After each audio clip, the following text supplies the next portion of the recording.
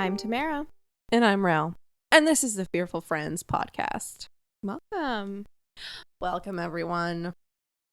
So how's your week been? Just dandy. St. Patty's Day week. I'm not Irish, and I'm just working all the time. But other than that, it's a great week. Oh, wow. That was really good. I'm not even going to try. We're starting out with an offensive accent. It's a great way. So I chopped off my hair. I saw. It Could have been worse.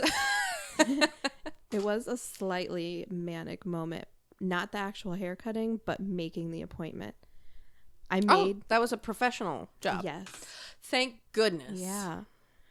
I made the appointment the Sunday night before I was going into that week of my boss not being there and knowing it was going to be a really bad week. So I had something to look forward to. That was like my manic moment. And I have not gotten my hair cut at a salon since I've known you, at least, because you've always been the one to cut my hair, Mrs. Yes. Beauty Salon degree. Yeah, so I don't know what it's actually called. Was like cosmetologist. That. So I treated myself, and I was like, if I'm gonna cut off all my hair, like, I've never gone this short myself. Like, never cut it myself. So I was like, I have to have someone else do this. So I think that was a smart decision. Yeah. So if it was me, I'd just been like saving money. I would have just watched some YouTube videos and lopped it off myself. Pay for the consequences afterwards. That's where the manic moment came in. And then I just didn't cancel the appointment, and I just kept it. Proud of you. So I had time to think about it, but I did a very similar thing with my dentist appointment. I had it, and then I canceled it 2 days before the appointment. The end. Oh God, I cancel all of my dentist appointments. It needs to happen. My and husband Emily's. actually convinced me against it. He said, you have a lot more other issues to focus on other than your teeth. I just wanted to start at the easy thing. Right. So I also have a new baby niece. Oh my God, you scared me. I also have a baby now. I have a niece. She was born on the 14th. Wait. My sister-in-law had a baby. Danielle? Mm-hmm. What? She had a baby. Congratulations, Danielle. Didn't even know she was pregnant. The baby was a month early, but is 7 pounds. Okay. And that's a big baby for a month early. She's in the NICU. She's having a little bit of issues, but nothing bad. But I can't wait to meet her. I haven't met her. I'll probably go tomorrow. I'm excited. Congrats. Yeah. You were telling me about your dryer that you fixed yourself, like a badass. Well, what had happened was, everything financially has just been like compounding, and it's just like vet bills for my dog and something else that's going on with Matt, and it's just like it got to a head. And then like one day I was just doing my laundry and I heard a big pop, and I walked out and my dryer stopped, and it's just like, I know I just put that on, and it was still hot. And I would hold down the button and nothing would happen.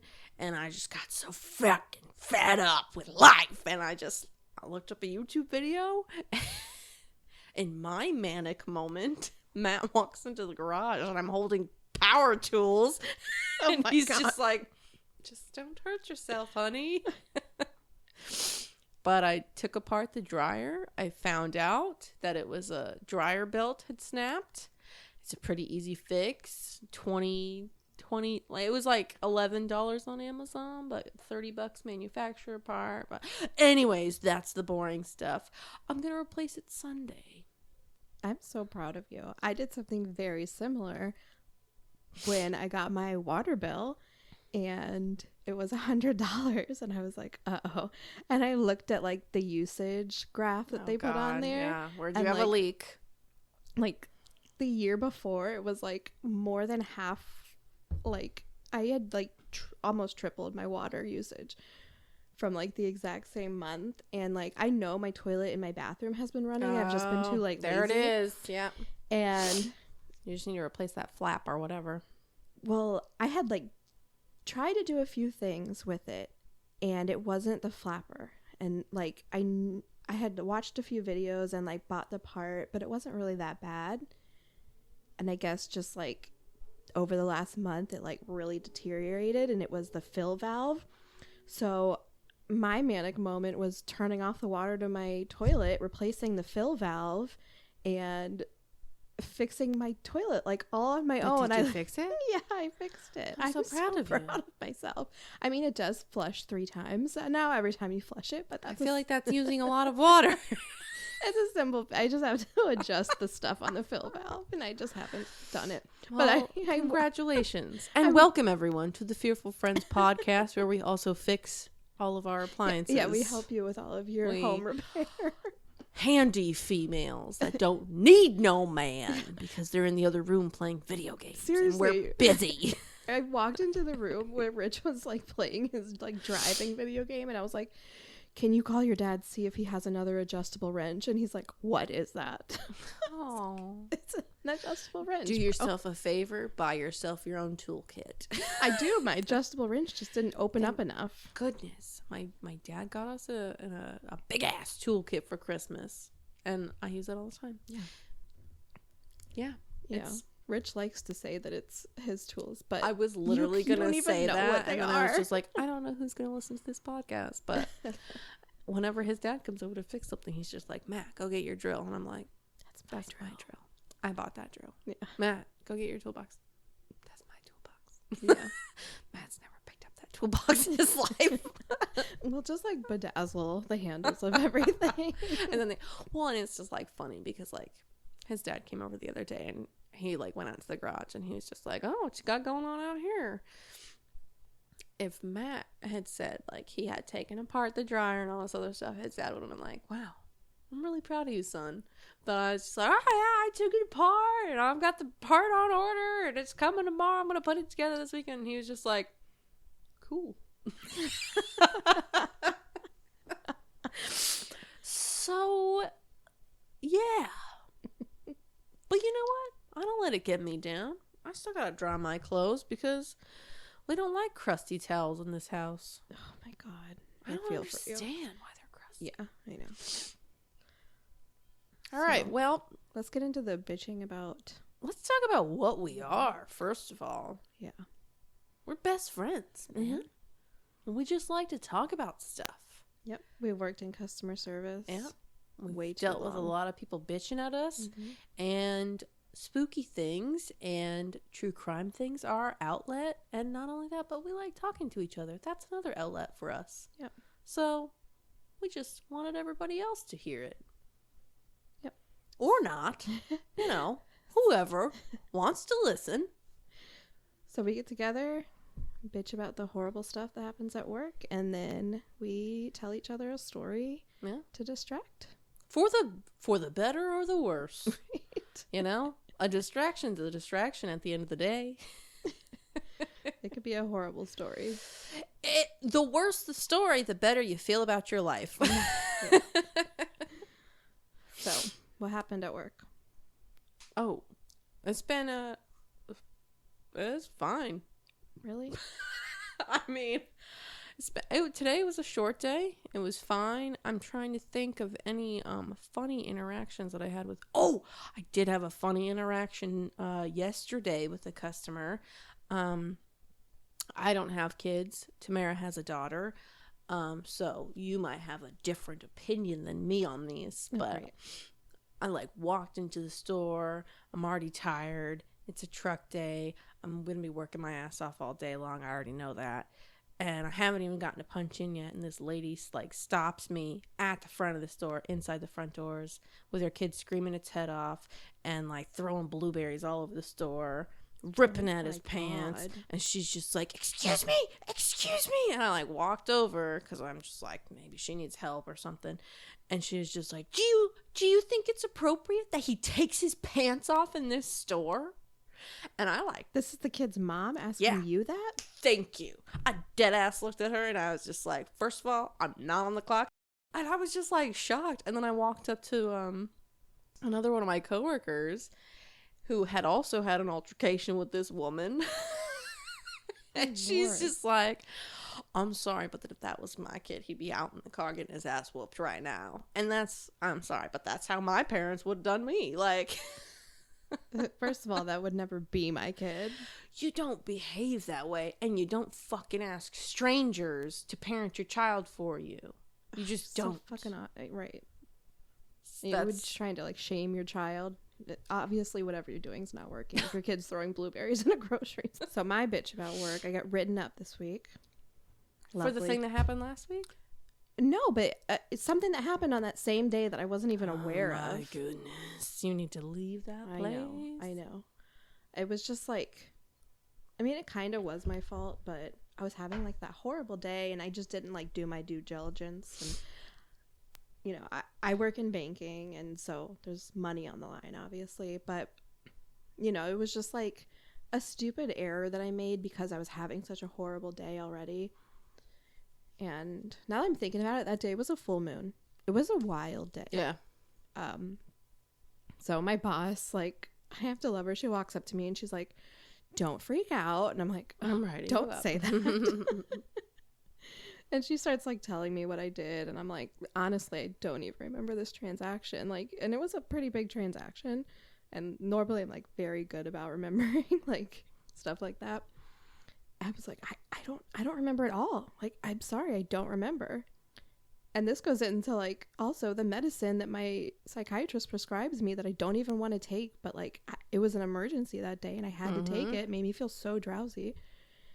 So I had that whole situation at work, and thankfully my boss is very like understanding about the whole thing. Yeah, and she's like, you know, fuck work, like, you know, they will hire someone else. Like, you're so replaceable at work, but you know your family can never replace you. So 100%. So she's so understanding, and she's like, I'm sorry that I have to do this. She's like, I know this is not you, and I know you were having a bad day. And even like my district manager like called her and was like, are you shocked by this? And so my boss was like, either of them that pushed through the I mean, they had to, because like, you know, like they can't let when certain things slide. happen, like there's like, okay, then this has to happen, and then we have to like check these boxes, and like, you know, it just whatever. I've never even been written up before, so like it was just a shitty day, but who cares? Write me up. I would have walked out that day. I came so close. Honestly, I should have just gone to the hospital. It was a horrible day. I was going to go to the hospital, and then you could have given them a doctor's note when they tried to give you a write-up. Right. It was whatever. You were clinically insane for the day. I was. That was. I've never had anything like that. Like, I was choking. Yeah. It's terrifying. So what story do you have to distract me today? So I have the story of the disappearance of Layla and Raymond Howard. Okay, I don't think I've ever heard of this one before. It's the real story behind the 90s hit song The Way by Fastball. I don't know that song. You do know that song. I do know that song. Because it plays on every corporate like radio in the stores now. So we listen to it at work a million times. It's the El Dorado song. I don't think it's the El Dorado song, but it's something about gold. I can hum it. Yes. That one. Yeah. So pause, go listen to it, come back. The song's going to be stuck in your head. It's a great song. I love it. So June 29th, 1997, married couple Layla and Raymond Howard, both in their 80s, took their yearly trip to the Pioneer Day Festival, 15 miles from their house in Central Texas. Layla's son Hal was concerned for the pair and begged them to let him drive them. They refused him, and eventually Hal gave in and allowed them to take the trip themselves. Even though Layla had been showing early signs of Alzheimer's disease, and Raymond had recently suffered a stroke and had been experiencing memory lapses. The Howards had met later in life, united by a love for their church. The Howards spent time enjoying life and were always on the go. Go. Yep. Due to the recent decline, their family tried to assist the couple as much as possible. Rhonda, Layla's granddaughter, at one point even tried to hide the keys to their car due to concern. Layla called Rhonda crying because she could not find her keys. Rhonda eventually gave the keys back because, quote, she couldn't stand her grandmother crying and she could feel how she hurt. The day of the festival came and the Howards family nervously waited for their return. They would usually stay until about 3, but when 5 p.m. came, the family grew concerned. And when they were not home by 8, their granddaughter contacted the police and local TV stations. She knew immediately that something was wrong. Yeah, I mean, an older couple going missing for that long, it's nothing to... Yeah, and it wasn't far. It was a 15-minute trip. Their disappearance gained media attention all over Texas. Hopes were high that first week. Police searching for them got many leads about people seeing them driving in their unmistakable maroon Oldsmobile. At one point, the Howards got the attention of a police officer in Arkansas, hundreds of miles from their home in Texas. Way off course. Way off course. Yeah. They were driving in the dark without their car's headlights on. The officer that stopped them reached in the vehicle and flicked the lights on for them himself and then sent them on their way. The officer had no idea at the time that the couple was missing. Yeah, if he only knew what he, you know, I'm sure he knows now. Yeah. So, like, it was all over media, and the police were looking for them in Texas, not in Arkansas. So the APB that they put out on their car probably doesn't transfer to different states. Right. Or at least back then. When was this again? This was in 1997. Really? And they still don't do, like, multi-state APBs? I think it was just like, did they feel that they needed to? Oh. Yeah, that's true, I guess. Now they know. Right. The Howards had family in Arkansas. They were shockingly only a mile away from their relative's house when they were stopped that night. Oh. Layla was very familiar with this area. Rhonda, their granddaughter, said Layla and Raymond would have, if they would have been in their right mind, they would have called and found their family's home. The traffic stop helped to narrow the search area, but police and families still had no answers as to the well-being of their loved ones. Layla's son made 3 trips from their home in Texas to Arkansas, each time searching the area they were last seen without any luck. The media sensation reached Texas local Tony Scalzo, lead singer of the alternative rock band Fastball. Tony was reading the local newspaper, searching for inspiration, when he came across the article on the missing couple. I don't know how I feel about that. Tony says... Hopefully the song aided in the search and didn't just profit off of it. Tony says, I looked in the newspaper and right away their story struck me. It was an ongoing story, still no developments on the case. I just started getting these ideas. Well, maybe they didn't want to be found. Maybe they were just sick of being responsible and just want to go out and have fun. Wouldn't that be nice? Yeah, just run away. It's a romantic take on what happened. Tony said he pictured them taking off to have fun like they did when they first met. Tony had written the song in just a few hours, and then I'm going to read some lines from the song. I love it. I'm not going to sing them. That would be horrible. Okay. I'll hum along. They made up their minds and they started packing. They left before the sun came up that day. It's so weird to say it and not sing it. Where were they going without ever knowing the way? Now I'm going to be so depressed every time I hear this song. Did they find these people?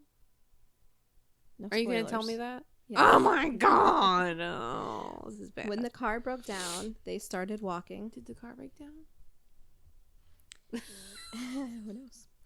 Anyone can see the road that they walk on is paved in gold. They never get cold. They never get hungry. They never get old and gray. That's because they're dead. They won't make it home, but they really don't care. Oh. They're happy you're there today. Their children woke up and they couldn't find them. Oh my God, that's so depressing and sad when you think know. about it being based on a real person. I just thought it was for like, the fucking quest to El Dorado to find the gold. El Dorado. I always thought that it was like children woke up and couldn't find their parents, but oh my God. Yeah. Tell me about how they found them. Is this bad? Not great. The search for the couple continued, but leads stopped coming until day 13 of the search. There was a devastating break in the case. Did they find a car? What?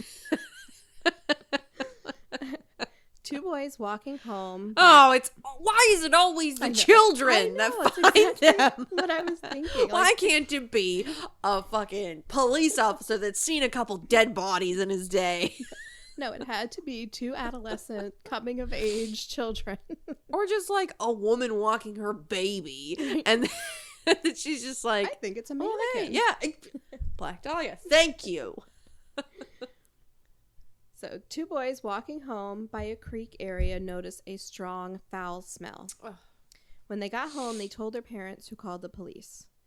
If my child came home and said, I smelled something weird over there, I'd be like, all right, it's the chemical plant. Chill out. Don't go over there. I know. I wouldn't call the police. No. Unless they said it was a sickly sweet smell. I don't want Because to know. then you know that that's a dead body. I don't want to know. Dead body smells sweet. Anyway. From what I hear. Their parents did call the police. Good parents. Good parents. I bet they've killed somebody before. Because they know what that smells like. What a way to jump. Just saying. Okay. We wouldn't go there. I feel like we're pretty normal people. I hope. I'll stop snorting when I laugh. I'll try. When the cops checked the area, they found the maroon Oldsmobile at the bottom of a 25-foot cliff near Hot Springs, Arkansas. So they drove off a cliff. Mm-hmm. Was a car damaged? Yes. So they drove off a cliff. Yes. The couple, It wasn't just placed there. The couple was found deceased in their vehicle. Some places that I read say that Aliens. no. Oh, okay. Some sources say that Raymond was in the car, deceased, and Layla was able ejected. Or? No, that she was able to get out of the car, and she was found like 20 to 30 feet away where she had died. When you say some sources, they just weren't like credible. I saw it in a few different places in a few different stories, but oh. from the main news articles, that she was actually in the car with him. So they died on impact, is what I'm assuming. How tall was the cliff again? 25 foot. That's not very tall. No, I feel like I could jump that and live. Let's test it out. You're protected by a car with wheels on it. Bouncy. I'm just saying. Sounds a little suspicious. I mean, there is definitely like suspicion around it, but I don't think. I mean, not that high. I never thought about that, but like, I mean, unless they hit like their head on something or broke their back or their neck. So, but they were in a car with cushioned seats because they were going fast. So like there may have been an impact. So there were no skid marks at the top of the cliff, and investigators estimated the car had been going around 50 miles an hour leading up to the cliff. Okay. And this was apparently like a windy road, or it had like a sharp turn in it. The Howard's family did not initially know the song was written about. They were just like, wow, this is really catchy. Yeah. And it really fits to my situation. They noted the similarities. Oh, God, it's about us. Yeah, that's exactly what happened, their granddaughter said. They just drove away. When their suspicions were confirmed, Raymond... So the lead singer of the band knows what happened. before. No, so he wrote the song before they were found. The car. Yeah. Which So it was that he was in the car. He knows what happened. He was in the spaceship that put the car there. I didn't hear any. It's so clear. Any of these, but thank God we have you here. I'm just here to poke holes. So their family was blown away by the song in a positive way. Really? Yes. I thought they would have been offended. Right. I think I would have been offended. Making money off of a tragedy. What? She just cracked me up. So Layla's son House said he really liked the song. It was a living tribute to the couple. Did they get a penny? I did not look into that, but from what they said, Layla would have really loved it. Oh, so good. it was special to them. I guess not everything's about money. No. It does help, though. No. So now Texas actually uses this case to help train police officers to identify signs of dementia or confusion. Oh, which is a positive thing. And we also have like silver alerts now. Yep. They didn't have those back then. Yeah, to get more of the information more widespread about, the elderly people that are missing. Yeah, so there are many suspicions online and other places like Reddit. There's, rabbit holes you can go to. That's what Reddit's known for. Right. But I think it was just their mental state and something happened. Who knows? Like, it happened to both of them. Like, what is that? Like, folly you do? Like, they both were experiencing, a mental break and got lost and went the wrong way. A cliff? Yeah, I mean, it was... There are guardrails, road signs. I don't know. Apparently, it was, like, a heavily, like, brushed area, and their car went through the brush, and the brush just kind of came back up. I wonder if so maybe even she like fell asleep in the passenger seat and he she dozed off or something. She was driving and he was in the passenger. passenger. She was driving. Yeah. And like they had even searched that area before, but they didn't see the car because of how heavily like the dense trees the forest was. Uh-huh. Wow. So, that's tragic. It is. But I think it is just that they had a mental break and were confused, didn't know where they were, and maybe that they were like in Arkansas. It felt familiar because they had been in the area to see their family. She knew the area well, but they didn't exactly know where they were. Maybe they thought they were closer to home because it was a place they were familiar with. I just can't imagine driving off a cliff though. I know, like, especially if you're familiar with the area, like she was. Yeah. They had done other things, like the family found their cat at home that they didn't like leave food for, so she didn't plan on being away for very long. Yeah. And like there was other weird things at their house that like just pointed to like, or maybe they just hated their cat. Maybe. I hate cats. I'm not feeding you today. They had just like done weird things, like started packing up suitcase and it was just like left open. Like what they were into. Right. Other things that like around the same time, like they would go and they would be having conversations with their family at their house, and then they would just, I don't know what you're talking about, and like leaving food cooking on the stove. That's totally dementia. It's really sad how the mind goes. Yeah. The older you get. So we're all gonna be there. God, I hope not. Hopefully not me. So it's the story. I love that story. I'm very depressed. That's good. Now you can go listen to the song and get it stuck in your head. I love that song. It's such an upbeat song for such a sad thing. Like, it was romanticized. I like it. Just think about them, like, just going. Yeah. Did I think they went where they wanted to go. No. Yeah, because now I'm just like, something else happened there. Every time there's a mysterious death, it's like, I just always lean towards someone put them there. Aliens. Someone put them there. Not even just aliens. There's like a lot of mob stuff going on that people don't know about. There's a lot of secret societies. Lizard people. Truly. Truly. I think you've been listening to too many podcasts. I think so. But keeps me alive. Keeps me distracted in the rest of my life. Well, that was so fun. I can't wait till next week to hear your story. I'm a little nervous about it. Do you know what it is yet? I have a lot of ideas. I haven't nailed one down, and I wish that I could ask you which one you want to hear, but then that would ruin the surprise. And I'm like, do I go dark? Do I just like do a thinker, a spooky story? Like, I don't know. I like spooky. You Or don't want to go dark. too dark? Or dark. Fuck me up. I don't even care. How are we talking? Love it. Like, you want gruesome? Yeah. Disgusting. Sure. Ravenous. Yes. I've got them all. I've got a whole bunch of different ideas. I'm excited. I've also got like a lot of like educational episodes thought out too. I'm so excited. Me Like, too. for instance, I would love.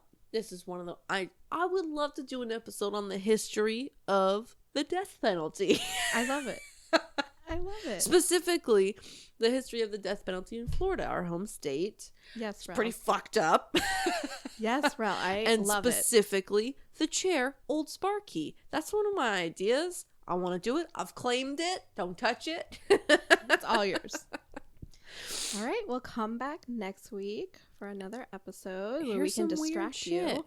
We've got disappearances, spooky shit, murder, All right. Well, other things. let us distract you from your crazy life. Because it certainly distracted us from ours. Yep. Bye. Love you. Bye.